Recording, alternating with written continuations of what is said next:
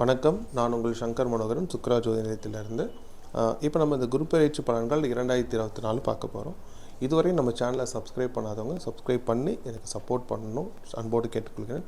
மேலும் நம்ம வீடியோஸை ஷேர் பண்ணுங்கள், லைக் பண்ணுங்கள், உங்களோட கமெண்ட்ஸையும் நம்மளோட இதில் தெரியப்படுத்துங்க. இதுவரை நம்ம வீடியோஸ் பொறுத்த வரைக்கும் பார்த்திங்கன்னா குரு பெயர்ச்சி பலன்கள்னால் மட்டுமே எல்லாருக்கும் ஒரு தெளிவான நிம்மதி இருக்கும். ஏன்னா குரு பெயர்ச்சின்றது கண்டிப்பாக எல்லாருக்கும் நன்மை செய்யக்கூடிய ஒரு பயிற்சி. ஏன்னா குரு பகவான் ஒரு ஒரு கெடுபலனான ஒரு இடத்துல நிற்கிறாருன்னா கூட ஒரு பார்வை பலன் கெடுபலனாக இருந்தால் கூட அதன் நிமித்தம் நன்மைகளே நடக்கும். அதனால எப்பயுமே குரு பயிற்சின்றது ஒரு நல்ல பயிற்சின்றது உங்கள் எல்லாருக்கும் தெரியும். மேலும் நம்மளுடைய பயிற்சி பலன்கள்ன்றது எப்படி இருக்கும், நீங்கள் எப்படி நடந்துக்கணும், எந்த பரிகாரம் செய்யணும், கோயிலுக்கு போகணும் அப்படின்றது ரொம்ப தெளிவாகவே கொடுத்துருக்கோம். ஸோ கவலையே வேண்டாம். இதுவரை நம்ம இது இப்போ ஸ்க்ரீனில் பார்த்துட்டு இருக்க அந்த போஸ்ட்டை இலவசமாக பெற்றுக்கொள்ளாதவங்க உங்களுக்கு வேணும்னு விருப்பப்படுறீங்கன்னா ஸ்க்ரீனில் தெரிகிற நம்பரை உங்கள் மொபைலில் சேவ் பண்ணிவிட்டு வாட்ஸ்அப்பில் உங்கள் பேர் அனுப்புங்க. இந்த போஸ்ட் ரொம்ப பயனுள்ள பதிவுங்க. காலையிலே ஒரு அழகான சுவாமியின் புகைப்படம், இன்றைக்கி அமாவாசையா, பௌர்ணமியா, கிருத்திகையா, சங்கடகர சதுர்த்தியா, ராகு காலம் எப்போ, யமகண்டம் எப்போ, மேலும் ஒரு வார்த்தை ராசி பலன், மேலும் சந்திராஷ்டமம் யாருக்கு, இதெல்லாம் தெரியும் போது காலையிலே உங்களுக்கு ரொம்ப பயனுள்ளதாக இருக்கும். நீங்களும் உங்கள் நண்பர்களுக்கும் பகிர்ந்து கொள்ளலாம். இதை பெற்றுக்கொள்ளணும்னு நான் அன்போடு கேட்டுக்கொள்கிறேன். சரி, நம்ம இப்போ நேரம் கடத்தாமல் ஒரு பலன்களுக்குள்ளே போக ஆரம்பிக்கலாமா?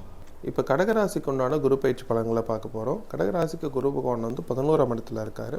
மேலும் 5, 7, 9க்குரிய பலன்களை பார்க்கும்போது சகோதரஸ்தானம், புத்திரஸ்தானம், கலத்திரஸ்தானங்களோட பலன்களை பார்க்கும்போது கடகத்தை பொறுத்த வரைக்கும் நிறைய கஷ்ட நஷ்டங்களை பார்த்துட்டு வந்துட்டீங்க. அந்த அஷ்டமத்தை சனி அது இதுன்னு மாறி மாறி கிரகங்களுடைய செயல்பாடுகள் பொதுவாகவே கடகத்தில் பிறந்தவங்களுக்கு ஒரு போராட்டம் அதிகமாகவே இருக்கும். இந்த போராட்டங்களை பார்த்துட்டு வந்த நீங்கள் இதன் மூலம் ஒரு அனுபவ அறிவை பெற்றிருப்பீங்க. இந்த அனுபவ அறிவை கொண்டு நீங்கள் இந்த பெயர்ச்சியை கடந்து வரும்போது பல நல்ல விஷயங்கள் நடக்கும். அதாவது பார்த்திங்கன்னா சகோதரர் வழிகள்லேருந்து உதவிகள் கிடைக்கிறது உங்களுக்கு கிடைக்கும். கலத்திரஸ்தானம் நல்லபடியாக இருக்கிறதுனால பிரிந்த கணவன் மனைவி ஒன்று சேருதல், புரியுதுங்களா? கணவன் மனைவிக்குள்ள கருத்து வேறுபாடு குறைதல், மேலும் ஒருத்தர் புரிஞ்சிக்கக்கூடிய தன்மையும் சூழ்நிலையும் ஏற்படும். நிறைய பேர் திருமணத்துக்காக காத்திருக்கீங்க. நீங்கள் சுய ஜாதகத்தில் உங்கள் தசாபுத்தி சாதகமாக இருக்கும் பட்சத்தில் ஜாதகம் குடும்ப பின்னணிலாம் பார்த்து பண்ணிக்கோங்க. உணர்ச்சி வசப்பட்டோ பதட்டப்பட்டோ வேகமாகவோ எந்த முடிவும் திருமண சம்பந்தமாக எடுக்க வேண்டாம், சரிங்களா? குழந்தை பாக்கியம் கண்டிப்பாக இருக்குது, அதில் எந்த சந்தேகமும் கிடையாது. அதே போல் வேலைகளில் பணிச்சுமை அதிகமாக இருக்குது. ஆனால் பணிச்சுமைக்கேற்ற உங்களோட ரெகக்னேஷன் இப்போ தெரிய ஆரம்பிக்கும். மேலதிகாரிகளுக்கு உங்கள் திறமைகள் வெளிப்பட ஆரம்பிக்கும். கூட இருக்கவங்களுக்கும் உங்களோட திறமைகள் தெரிய ஆரம்பிக்கும். புதிய சிந்தனைகளும் செயல்பாடுகளும் புதிய ஐடியாஸ் மூலயமா நீங்கள் வெளியே தெரிய ஆரம்பிப்பீங்க. அதற்கான நல்ல வாய்ப்பு இருக்குது. நிறைய பேர் இடமாற்றத்துக்காக காத்துக்கிட்டு இருக்கீங்க. அவங்களுக்கும் இடமாற்றத்துக்கான அமைப்பு இருக்குது. வேலை மாறலாமா அப்படின்னா வேலை மாறலாம். ஆனால் ஒரு வேலையை விட்டுட்டு இன்னொரு வேலையை தேடாதீங்க. சில பேர் பார்த்தீங்கன்னா இந்த வேலையை விட்டுட்டு அது ஒரு 2 months notice period, 1 month notice period அப்படிலாம் சொல்லுவாங்க. அந்த மாதிரி நீங்கள் வேலை கிடச்சிட்டு நீங்கள் ப்ராப்பராக ரிசைன் பண்ணிட்டு அப்புறம் தான் இன்னொரு வேலையில் தேடணும். வேலையை விட்டுட்டு நான் வேலை தேடுறேன்னு இந்த காலகட்டத்தில் பண்ணாதீங்க. அது ரொம்ப சாதகமாக இருக்காது. அதில் கவனமாக இருங்க. கடன் வாங்குகிற விஷயத்தில் கொஞ்சம் கவனமாக இருங்க. நிறைய இடத்துல கடன் கொடுத்துட்டு வரல, அது இன்னும் போராடி தான் இருக்கீங்க. நீங்கள் கொடுத்த எந்த இடமும் சரியான இடம் கிடையாது, அதனால தான் இன்றைக்கும் போராடிட்டு இருக்கீங்க. குலதெய்வ வழிபாடு மேற்கொள்ளுங்க. 10 ரூபா வர வேண்டிய இடத்துல அட்லீஸ்ட் ஒரு 5, 6 ரூபாவது திரும்பி வாங்கக்கூடிய அமைப்புகள் ஏற்படும். மேற்கொண்டு கடன் வாங்காமல் இருக்கிறதுக்கான வழிகளை பார்க்காதீங்க. யாரையும் ரொம்ப கண்மூடித்தனமாக நம்பாதீங்க. நம்பி நடந்ததெல்லாம் பார்த்து நீங்கள் இன்னும் திரும்ப அதையே செஞ்சு மேலும் கஷ்டப்படுத்திக்காதீங்க. அது கொஞ்சம் பார்த்துக்குங்க. பிள்ளைகளால் அனுகூலம் ஏற்படும், பிள்ளைகளால் சப்போர்ட்ஸ் கிடைக்கும். நிறைய பேர் பார்த்திங்கன்னா உங்கள் மூலியமாக வீட்டில் சுபகாரியங்கள் நடக்கிறதுக்கு வாய்ப்புகள் இருக்குது. அதனால் அதன் நிமித்தம் நிறைய உடல் உழைப்பும் ஒரு ஓட்டமும் உங்களுக்கு தேவைப்படுது. சில நேரங்களில் சில சூழ்நிலைகளால் மன உளைச்சல்களும் ஏற்படுது. ஒரு நேரம் இருக்கிற தைரியம் ஒரு நேரம் இருக்க மாட்டேங்குது, ஒரு நேரம் இருக்கிற மனசு ஒரு நேரம் இருக்க மாட்டேங்குது. கவலைப்படாதீங்க. எல்லாத்துக்கும் பின்னாடியும் கடவுள் ஒரு காரணம் வச்சிருக்காரு. சுபகாரியங்கள் நடக்கக்கூடிய அமைப்பு இருக்கிறதுனால அதனுடைய சிந்தனைகள் செயல்பாடுகள் அதிகமாக இருங்க. வாக்குவாதங்கள் வீட்டில் வேண்டாம். எப்பயுமே எதையும் அனுசரித்து விட்டு கொடுத்து போகும்போது உங்களுக்கு பலன்கள் அதிகமாக இருக்கும். கடகத்தை பொறுத்த வரைக்கும் நிறைய பார்த்துட்டீங்க. இனிமேட்டு நீங்கள் பார்த்து புரிஞ்சுக்கிறதுக்குன்னு ஒன்றும் கிடையாது. அனுபவ அறிவை கொண்டு ஒரு பிரச்சனையை கையாளும் போது வெற்றி வாய்ப்புகளும் உங்களுக்கு அதிகமாக இருக்கும்.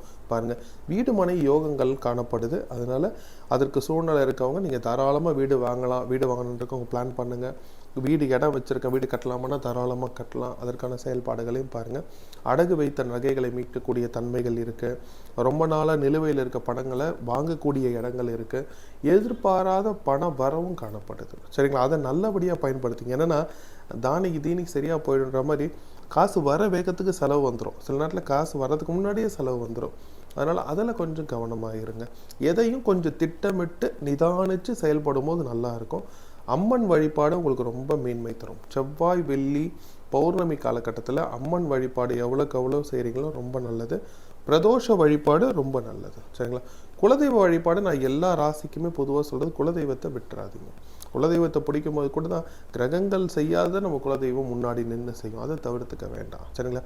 அதை நான் சொல்கிறேனே, பொதுவாகவே இந்த குரு பயிற்சி உங்களுக்கு நல்லா தான் இருக்குது. உங்கள் அனுபவ அறிவை கொண்டு கொஞ்சம் நிதானமாக செயல்படும் போது பல நல்ல விஷயங்களை இந்த பயிற்சியில் பார்க்க போகிறீங்க. தைரியமாக இருங்க. இதுவரை சொல்லப்பட்டதெல்லாம் இந்த ராசிக்கு உண்டான பொது பலன்கள் தாங்க. உங்கள் சுயஜாதப்படி பலன்கள் தெரிஞ்சுக்கொள்ளணும்னு விருப்பப்படுறாங்க. ஏன்னா உங்களுடைய பிறந்த தேதி, நேரம், உங்களுடைய பிறந்த ஊர், இதை பொறுத்து உங்களுடைய லக்னம், கிரகங்கள் நின்ற நிலை, பார்க்கும் நிலை, தசாபுத்தி, அந்தரம், உப அந்தரம் இதெல்லாம் மாறுபடும். இதன் மூலயமா பலன்கள் மாறுபடலாம்.